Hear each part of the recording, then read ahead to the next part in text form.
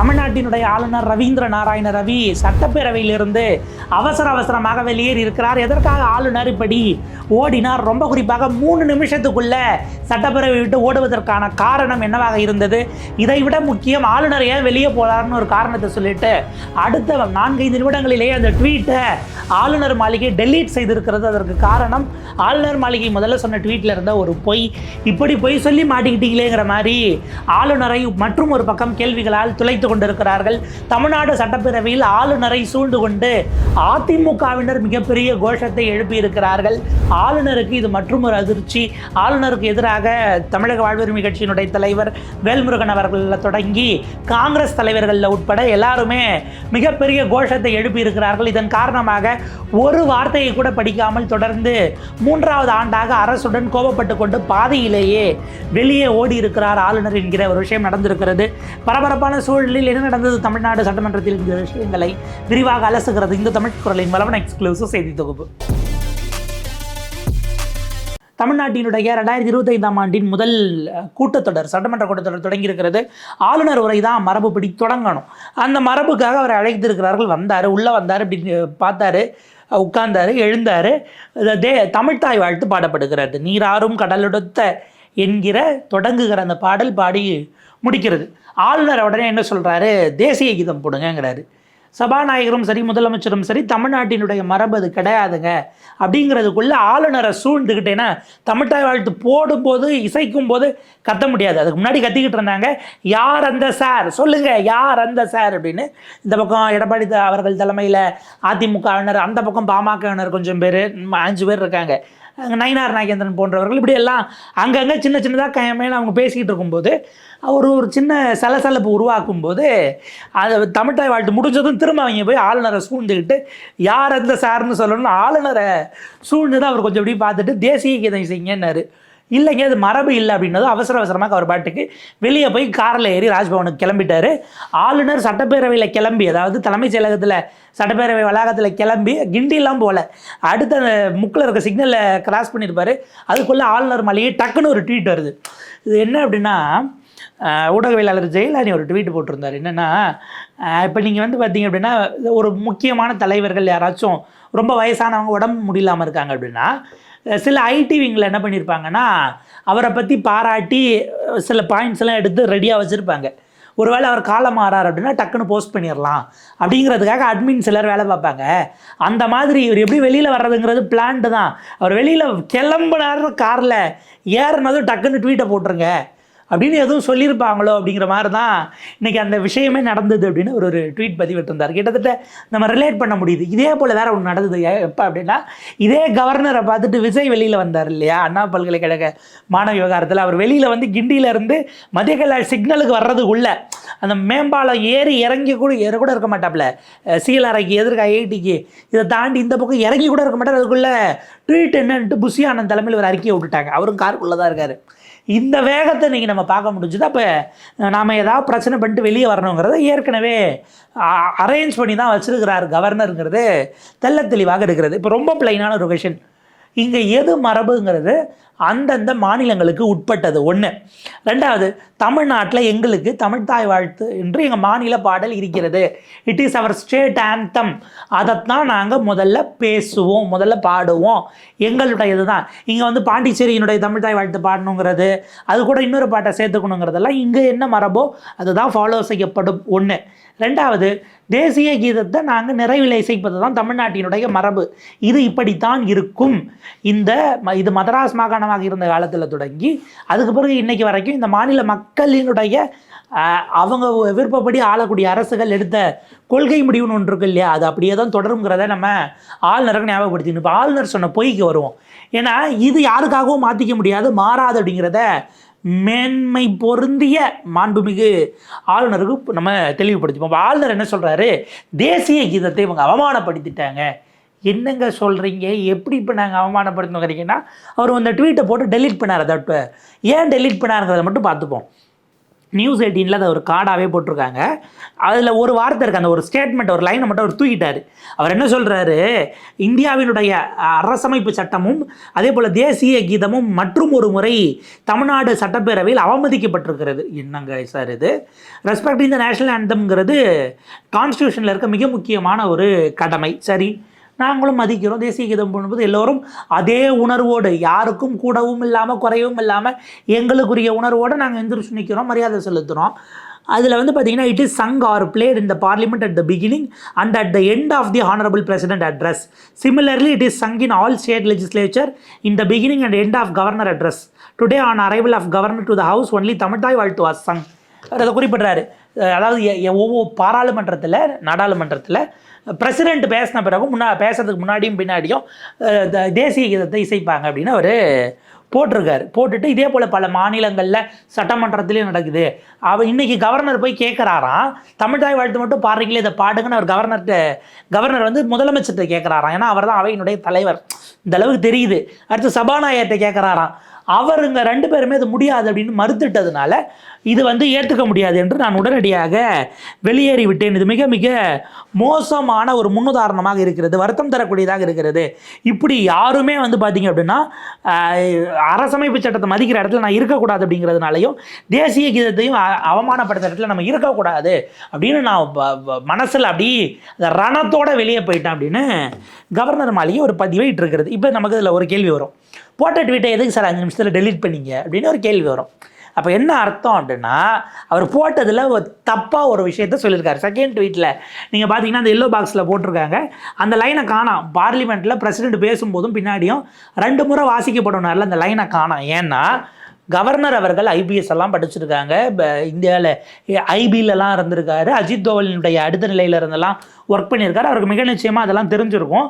அவங்க அட்மிட் பண்ண தப்புன்னு கூட நம்ம வச்சுக்கலாம். என்ன அப்படின்னா, பார்லிமெண்ட்டில் 2 முறை தேசிய கீதம் இசைக்கப்படுகிறதாங்கிறத அவர் திரும்ப ஒரு முறை யோசிச்சுட்டு தான் அவர் அதை டெலீட் பண்ணவே சொல்லியிருக்காரு. நீங்கள் பாருங்கள், நம்ம நியூஸில் ரிப்போர்ட் ஆனது தான், Vande Mataram echoes at old parliament building as members bid farewell அப்படிங்கிற ஒரு செய்தி இருக்குது. பிரதமர் மோடி அதில் நின்று பாடுறாரு. என்ன பாடுறாரு? நாடாளுமன்றத்தினுடைய கூட்டத்தொடர் முடிகிறது, பழைய பார்லிமெண்ட்டில் நிறைவு கூட்டத்தொடர், அது கடைசி கூட்டத்தொடர். அதில் பிரதமர் உட்பட போயிட்டு வந்தே மாதரம் பாடலை பாடி அவை கூட்டத்தொடரை முடித்துவிட்டு வெளியே வந்தார்கள் என்பது தான் வரலாறு. வந்தே மாதரம்ங்கிறது பங்கிம் சந்திர சாட்டர்ஜி அவர்கள் எழுதிய அந்த பாடலை அவர்கள் இன்னைக்கு வர, ஏன்னா இப்போ நடந்த பார்லிமெண்ட் கூட்டத்தொடர்லையும் கூட நிறைவாக இதை தான் காங்கிரஸ்காரங்களாம் எந்திரிச்சு கத்திக்கிட்டு இருந்தாங்க, பிஜேபி இப்படி பண்ணிருச்சு, பிஜேபி அப்படி பண்ணிருச்சு, மோடி வரவே இல்லைன்னு. டக்குன்னு அந்த பாட்டை போட்டது எல்லாம் அப்படியே ஒரு அட்டென்ஷனுக்கு வந்து நம்ம வடிவேலோட அந்த சீன் இருக்கும்ல, ஒன்றும் அடிச்சுக்கிறாங்க, வெட்டிக்கிறாங்க. ஆனால் இந்தியான்னு வந்தால் ஒன்று கூட்டிடுறாங்க பத்தியான்ற மாதிரி வந்தே மாதரம் பாடலை போட்டது எல்லாரும் நின்று இது பண்ணிவிட்டு கிளம்பி வெளியில் வந்தாங்கிறத தான் பார்த்தோம். அப்போ எது எங்கே போடுறாங்க? 2 முறைலாம் ஒரு பாட்டை அங்கே பார்லிமெண்ட்லேயும் போடுறதில்ல. அப்போ இவர் இப்போ என்ன சொல்கிறாரு, பல ஸ்டேட் அசம்பிளியில் போடுறாங்கன்னு இப்போ புது ட்வீட் போட்டிருக்காரு.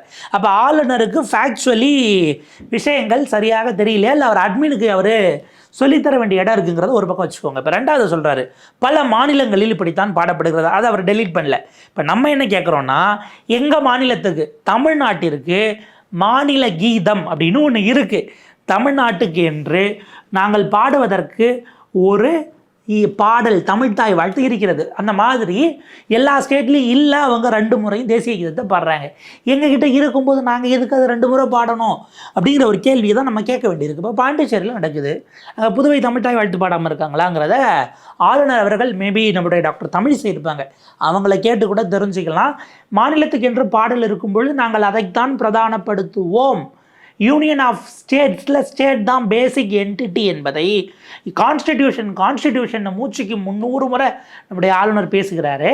அந்த கான்ஸ்டிடியூஷன் தான் யூனியன் ஆஃப் ஸ்டேட்ஸுங்கிறது. அப்போ ஸ்டேட்ஸ்க்கு உண்டான அதிகாரம் என்னங்கிறத நீங்கள் புரிஞ்சுக்க மாட்டீங்களா? பேசிக் என்டிட்டி, ஸ்டேட்ஸ்க்கான குறைந்தபட்ச உரிமை அப்படிங்கிறது இருக்குது, ஸ்டேட்கான சப்ஜெக்ட் என்ன, இதெல்லாம் புரிஞ்சுக்கிட்டு தான் நீங்கள் நடந்துக்கிறீங்களா அப்படிங்கிற ஒரு பிரதானமான கேள்வி இருக்கிறது. ஆளுநர் ஒரு முறை மீண்டும் ஒரு முறை அவமானப்பட்டு, அது அவராக தேடிக்கொண்ட அவமானம், முரண்டு பிடித்து கொண்டு வெளியே போயிருக்கிறார்.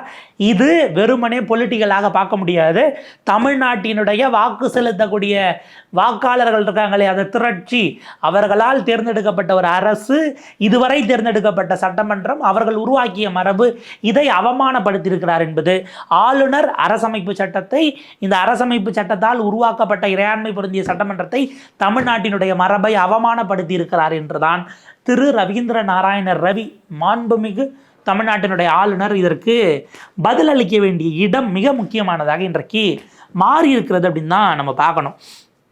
இதில் ஹைலைட் என்ன அப்படின்னா, கவர்னரை போய் சுற்றி நின்று வளைச்சிக்கிட்டு அதிமுகவினர்லாம் மிகப்பெரிய கோஷம் எழுப்பி யார் அந்த சார்னு அவர் உள்ளபடியே பதறியிருப்பார். ஏன்னா அவர் தாங்க அண்ணா பல்கலைக்கழகத்துக்கு இன்றைக்கி வரைக்கும் பல்கலைக்கழகத்துக்கு உள்ள பாதிக்கப்பட்டவர்களை முதலமைச்சர் போய் சந்திக்கலை, துணை முதலமைச்சர் சந்திக்கலை. அஃப்கோர்ஸ் அது பொலிட்டிக்கல் சார்ஜ், அவங்க இன்னும் சந்திக்கலை, அதுக்கு அவங்க பதில் சொல்லணும். சட்டமன்றத்தில் கேட்டாங்கன்னா பதில் சொல்ல தான் போகிறாங்க, சொல்லி தான் ஆகணும் அப்படிங்கிற ஒரு நிலை இருக்குது. ஆனால் கவர்னரை நீங்கள் இப்பெல்லாம் கேள்வி கேட்க முடியாது. அவர் 5 நாள் கழித்து நடுவில் அவங்க இணையரோடு போயிட்டு திருப்பதியில் சாமியெல்லாம் பார்த்துட்டு வந்தார். அதுக்கப்புறமா 5 நாள் கழித்து தான் அவர் போய் அண்ணா பல்கலைக்கழகத்தை எட்டி பார்த்தார். இன்றைக்கி எது பேசு பொருளாக இருந்திருக்கணும்? அண்ணா பல்கலைக்கழக விவகாரம் தொடர்பாக அதிமுகவினர் கொண்டு வந்த உரை என்பதும் அதில் அரசு செய்த தவறுகள் அல்லது இது பிழைன்னு இவங்க சுட்டி காட்டியிருப்பாங்க. பதிலுக்கு அவங்க நாங்கள் இவ்வளோ வேகமாக செயல்பட்டோம்னு சொல்லியிருப்பாங்க. இது டிபேட்டாக இருந்திருக்கும். ஆனால் மாறாக கவர்னர் எழுந்து வெளியே போனது மாறி இருக்கிறது என்றால், கவர்னர் இந்த விவகாரம் விவாதிக்கப்படுவதை வேண்டாம் என விரும்புகிறாரா அப்படிங்கிற ஒரு பாயிண்ட் இருக்குது. கவர்னர் மட்டும் விரும்புகிறாரா? அது திமுகவுக்கும் ஃபேவராக போகாதா?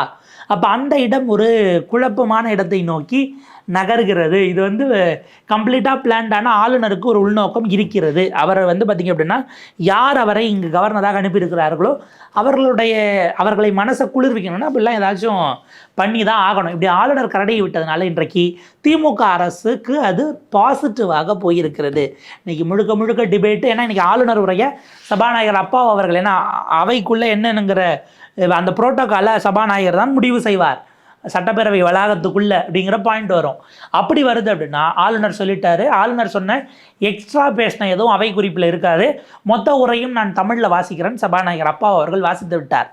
இவர் ஆக்சுவலாக பல பதட்டத்துக்கு என்ன காரணமாக இருக்குன்னா, மத்திய அரசை வலியுறுத்துகிறோம், பாஜக அரசுக்கு கண்டனம், மத்திய அரசை வலியுறுத்துகிறோம், இப்படி திரும்ப திரும்ப திரும்ப திரும்ப பாஜக அரசு இதை செய்யணும், மத்திய அரசு இதை செய்யணும், பாஜக கூட இருக்காது, மத்திய அரசு தான் இருக்கும். இதெல்லாம் அவருக்கு மனசு ஒவ்வாமல் இருக்குது. இப்போ அமித்ஷா அவர்களை நாங்கள் அம்பேத்கர் விவகாரத்தை கண்டிக்கிறோன்னு போன முறை ஒரு தீர்மானம் எல்லாம் அது கொண்டு வந்தாங்க இல்லையா? அது மாதிரி அவர் பேசியிருக்கக்கூடாது அம்பேத்கர் குறித்து அப்படிங்கிற மாதிரிலாம் விஷயங்கள் வரும்போது அவங்க ஓப்பனாக உள்ள கண்டிக்கிறாங்கிற வார்த்தையை பயன்படுத்தினாங்களான்னு தெரியல, சப்ஜெக்ட் டு கரெக்ஷன். பட் அவருக்கு எதிரான ஒரு கண்டன தீர்மானம்னு வச்சுக்கோங்களேன். இந்த மாதிரிலாம் வரும்போது கவர்னரின் பெயரால் அது வாசிக்கப்பட்டால் இதில் சேர்த்துருந்தாங்கன்னா என்ன பண்ணுவீங்கிறது இருக்குது. போன வருஷத்துக்கு முந்தின வருஷம் பெரியார் பெயரெல்லாம் வரைய விட்டுட்டார், அண்ணா பெயரை விட்டார், ஐ திங்க் காமராஜர் பெயரையும் விட்டார், கலைஞர் பெயரெல்லாம் விட்டார், சில வார்த்தைகளை சேர்த்தார். அது எதையும் சேர்த்துக்க முடியாதுன்னு சபாநாயகர் தெளிவாக சொல்லிட்டார். போன வருஷம் இதே மாதிரி தான் தேசிய கீதத்தை இது பண்ணிட்டாங்கன்னு பாதியிலே எழுந்திரிச்சு அவர் பாட்டுக்கு போனார். அவர் போன பிறகு அவங்க தேசிய கீதத்தை இசைச்சிட்டு அவங்க கிளம்பிட்டாங்க. இந்த வருடம் தொடக்கத்திலேயே அவர் தகராறு செய்கிறார் அப்படின்னா, ரிப்பீட்டடாக இது 3வது ஆண்டு இந்த கவர்னர் இதையே செய்கிறார் என்பது இவருடைய நடவடிக்கை என்பது தான். திரும்ப திரும்ப திரும்ப கான்ஸ்டிடியூஷன்ங்கிறீங்களே, எந்த கான்ஸ்டிடியூஷனுக்கு உட்பட்டு நீங்கள் நடந்தீங்களா இல்லையான்னு உங்களை பல முறை, ஒரு முறை அல்ல, 2 முறை அல்ல, அதுக்கும் மேற்பட்ட முறை உச்சநீதிமன்றம் தலையிலேயே கொட்டியிருக்கிறது. நான் உச்சநீதிமன்றத்தை அவமதிக்கணுங்கிறது என்னோட நோக்கம் இல்லைன்னு உங்களுக்காக வாதாடிய இந்த நாட்டினுடைய சாலிசிட்டர் ஜெனரலும் அடிஷ்னல் சாலிசிட்டர் ஜெனரலும் உங்களுடைய இறைஞ்சுதலை நீங்கள் மன்றாடுகிற நிலையில் பேசியதை அப்படியே இந்த நாட்டினுடைய நீதிமன்றத்தில் பதிவு செய்தார்கள் அப்படிங்கிறத மாண்புமிகு ஆளுநர் அவர்களுக்கு நாம் நினைவுபடுத்த வேண்டிய தேவை இருக்கிறது. தமிழ்நாட்டினுடைய சட்டமன்றத்தினுடைய இறையாண்மைக்கு உட்பட்டு எது மரபோ அதுக்கு உட்பட்டு நீங்கள் நடந்தால்தான் இங்கு நீங்கள் இந்த மாநிலத்திற்கு உரியவராக இருக்கிறீர்கள் என்பதாக பொருள் கொள்ளப்படும். நீங்கள் பாரதியாரை குறித்து பேசுவதும், உங்களை பார்க்க வர விஜய்க்கு பாரதியார் புத்தகத்தை எடுத்து கொடுப்பதோடு உங்களுடைய தமிழ் பற்று பாசம் அல்லது அந்த விஷயங்கள் இருப்பதாக நீங்கள் நினைத்துக் கொள்கிறீர்கள் என்றால் அது தவறான முன்னுதாரணம். ஆளுநர் இன்றைக்கு செய்திருப்பது என்பது உள்ளபடியே கண்டிக்கத்தக்கது. இதற்கான மதிப்பீடுகள் அப்படிங்கிறது மிக முக்கியமானது. இதற்கு பிறகு பாஜக வெளியேறிட்டாங்க, பாமக வெளியேறிட்டாங்க. இன்றைக்கி ஆளுநருடைய உரை மட்டும்தான், வேறு எதுவும் தீர்மானங்கள் இருந்தால் வாசிக்கப்பட்டு அவை ஒத்தி வைக்கப்படும் அப்படிங்கிறது தான் இருக்குது. நாளைக்கு தான் விவாதங்கள் அப்படிங்கிறது தொடங்கும். அதில் தான் பல விஷயங்கள், சிறப்பு கண்டன தீர்மானங்கள், இன்றைக்கி எடப்பாடி அவர்கள் வெளியில் வந்து பேசினதாகட்டும், அல்லது பாமகவில் ஜி.கே.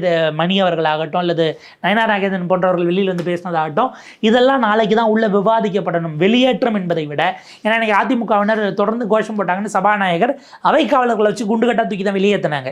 இதை விட உள்ளே இருந்து விவாதிக்கணும். முதலமைச்சரை நீங்கள் கேள்வி கேட்டு பதில் வாங்கக்கூடிய இடத்திற்கு இதை அதிமுக நகர்த்த வேண்டும் அப்படிங்கிறது தான் எதிர்பார்ப்பாக இருக்கிறது. இது எப்படி அடுத்த கட்டத்தில் நகர்த்துறாங்க, அதுக்கு அரசு ப்ராப்பராக இருக்கணும். தமிழ்நாடு அரசினுடைய டிஐபிஆரினுடைய நேரலை ஒளிபரப்பில் எதிர்க்கட்சித் தலைவர் பேசும் பொழுது அதை கட் பண்ணாமல் இருக்கணும் அப்படிங்கிறதையும் நம்ம அழுத்தம் திருத்தமாக பதிவு செய்ய வேண்டிய தேவை இருக்கிறது. பார்ப்போம் இது அடுத்தடுத்து எப்படி போகுதுன்னு. தொடர்ந்து இணைந்திருங்கள் தமிழ் குரலோடு. நன்றி, வணக்கம்.